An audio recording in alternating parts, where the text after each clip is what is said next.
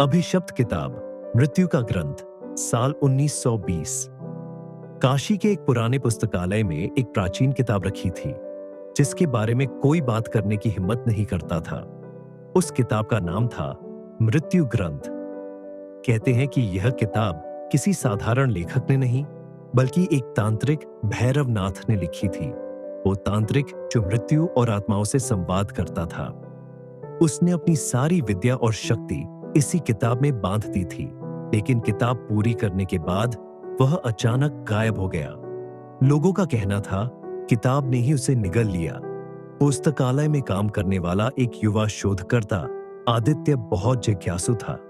उसे जब भी किसी पुराने रहस्य की बात सुनाई देती, वो उसे सुलझाने निकल पड़ता।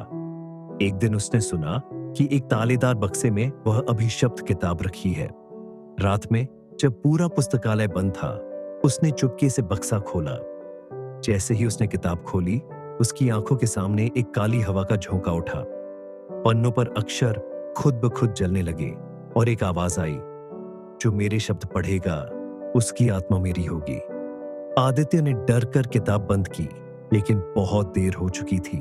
उसकी आंखों में किताब के अक्षर उतर चुके थे। अगले दिन से आदित्य अजीब व्यवहार करने लगा। वो अकेले में बातें करता, रात को उठकर पुस्तकालय की दीवारों पर कुछ लिखता और सुबह सब कुछ मिटा देता। एक बार एक बुजुर्ग पंडित ने उससे कहा, बेटा, ये किताब जीवित है, ये अपनी अगली आत्मा खोज रही है। लेकिन आदित्य नहीं माना। उसने किताब को फिर खोला। इस बार किताब के पन्नों पर एक आईना जैसा प्रकाश फैला और उसमें उसे खुद का चेहरा दिखा, लेकिन वो चेहरा उसका नहीं था, वो भैरवनाथ का था। उस रात पुस्तकालय की सारी लाइटें बुझ गईं। सिर्फ उस किताब से हल्की नीली रोशनी निकल रही थी। किताब हवा में उठी और पन्ने तेजी से घूमने लगे। दीवारों पर छायाएं नाचने लगीं। आदित्य जमीन पर गिर पड़ा और उसके होठों से वही तांत्रिक मंत्र निकले जो भैरवनाथ बोलता था।